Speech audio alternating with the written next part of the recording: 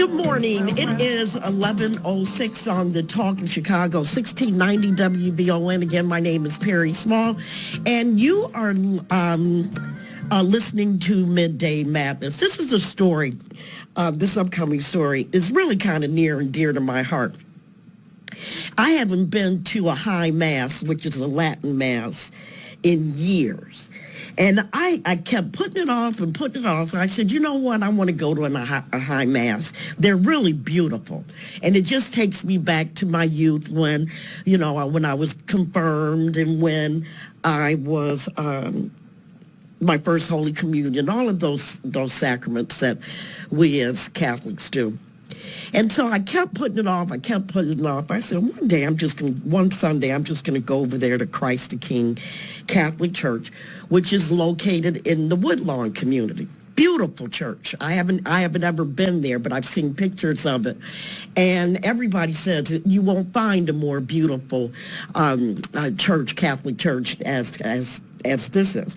So my guest attended Hope College in Holland, Michigan, and received a bachelor's in political science, and she completed her graduate work in urban planning and policy at the University of Illinois at Chicago.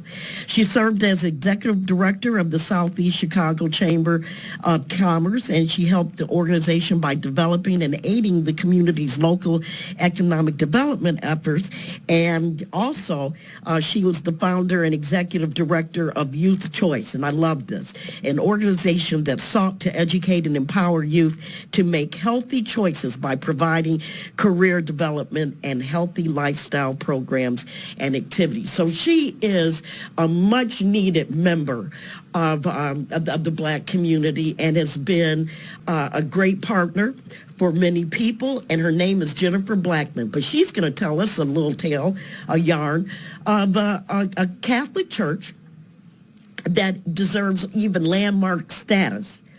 However, sometimes that doesn't happen in the Black community. And I'm just going to, as I said before, I am not a fan of Blaze Supich.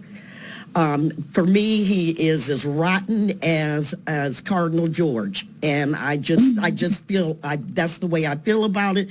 Jennifer, I'm not going to ask you how you feel about him, but I'd like for you to share the story about this beautiful church, Christ the King, Shrine of Christ the King Catholic Church. Absolutely, and thank you for that glowing introduction. I am with a great organization called Save the Shrine, or the Coalition to Save the Shrine. And back in this fire happened, and we were aware of the demolition permit that was requested by the Archdiocese of Chicago. Mm-hmm. Over 2,500 people gathered and petitioned news broadcast, radio broadcast, Facebook, social media, what have you. They covered the story like no other and were able to raise enough money to secure the building. At that point in time, they deeded the building over to the religious order at that time, and we continued, as Save the Shrine, continued to fundraise for that to make sure the building was secure. And we have done that. The building has been through so many developments, adding different features that weren't there before, adding extra fire protection. So this is a building that is very much still alive, mm-hmm. and still a cornerstone in Woodlawn community. And see, the thing is what a lot of people don't understand. When the Archdiocese sets its sights on, first of all, I'm just going to be honest, the Archdiocese got out of the business of educating Black children. It was no longer a priority as Black people left the church and stopped going to the schools because, there were other options. You had magnet schools, you had selective enrollment. Those were the kind of students that would usually go to these different Catholic schools. So when did they have the fire at the shrine? When was the fire? I can't remember. 2016, October, and we organized right away because we knew that was a death knell. That was a death knell. Mm-hmm. The fire completely destroyed the roof. the roof caved in. It literally snowed inside the shrine. So the building was entirely unusable, and it was unsafe in its current capacity. And so congregations for the Institute, as well as Save the Shrine, historic preservation organizations, all of us have come together to make sure that this church stays alive. And it raised money. And raised money. It raised money, but we brought things to the community. Think about Open House Chicago that happens every October of the year. We were the first hard hat site that they ever had that had over 1,000 individuals that came to Woodlawn to look at that one building. That means that was 1,000 individuals that shopped, that bought gas, that patronized some type of business, that repeated in those tax dollars that go back to that community. Right. So it's more than just the church itself. It's more about how we are a community and how we support each other. Right. And we do that in a variety of different ways. And Open House Chicago is just one perfect example. That is so awesome. So this is my concern. So you've raised money, you've raised awareness, you have, done and made improvements so that we hope it never catches on fire again. And that costs money. Absolutely. People donated money. If the church was going to close, then, we could have used that money in other different places in the community. I think it's just rotten that you have seen these kind of efforts, people losing sleep at night and trying to keep this edifice open, and all of a sudden, all of that toil and hard work is being poo-pooed away. I think that's disgraceful. Absolutely. And it's ordinary people saved this church. There were ordinary people that donated. It didn't have to be $100,000. It could have been $25. That's right. There were ordinary people that supported this. So ordinary people need to be a part of the conversation when it comes to what happens to this building. Now, whether the archdiocese would like to accept their involvement in this conversation, it is happening. And so we would like them to be transparent and let us into the conversation. Yes. And if there's no problem about it, if there's nothing sneaky about it, why not open those doors? Why not lead by example and show us the right way to do this and be community focused at the same time? I'm just going to tell you, the Shrine has done so much in the community, and I really regret that I didn't get over there for the High Mass, because that's the first thing they did. They stopped the Latin Masses, right? Yes. Now, when did they do that? And that is the only sacrament that is practiced at the Institute of Christ the King, which operates the Shrine.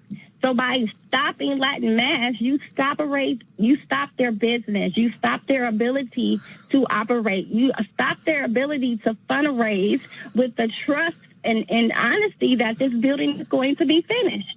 So it's creating a situation that the Institute is not going to be able to fundraise, to continue to produce and to restore this building, or is going to revert back to the Arch, and they're going to sell it to a developer and make money off of it. And let's be honest, that is their goal.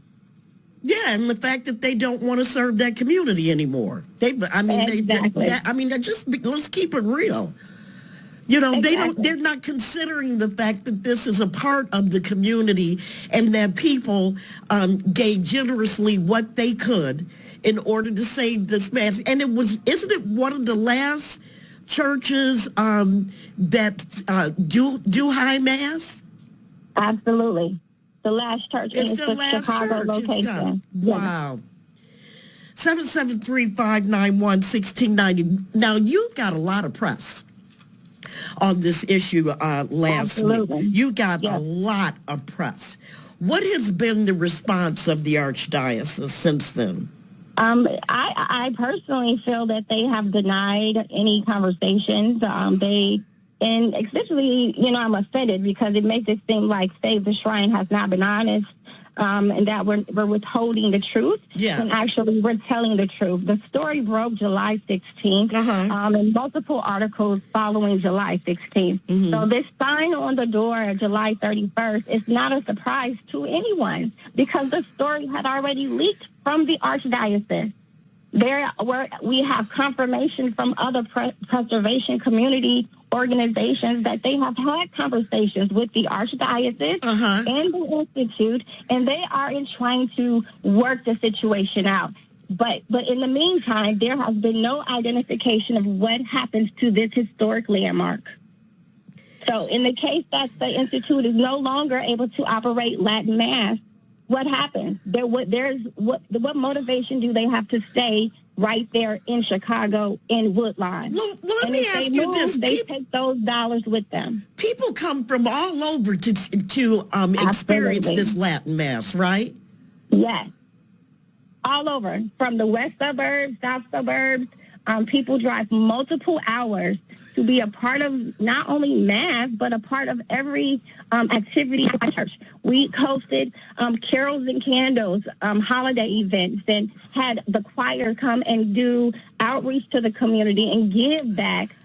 So there have been so many opportunities for all of us to be a part of this community, and we've had a collective win, and that's what we're seeking now, to have a collective win. Let's be a part of the conversation and move forward. So Cardinal Supich sent out instructions January 25th, 2022. All priests, deacons, and instituted ministers need to request and receive permission from the Archbishop of Chicago if they wish to celebrate the Mass in Latin.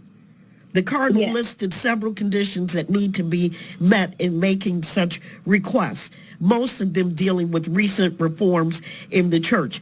Latin Mass continues in the Archdiocese under those instructions. What were the things that they wanted you to do in order to celebrate Latin Mass?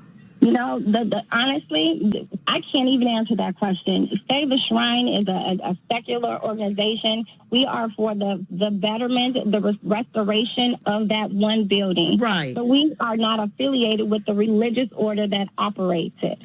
We do not get involved in that. Right. Our business is not to dictate religion or spirituality. Right. Our job is to save the building. And so that's where we have focused our interest. Well, Jennifer Blackman, thank you so much for joining us and for all your efforts.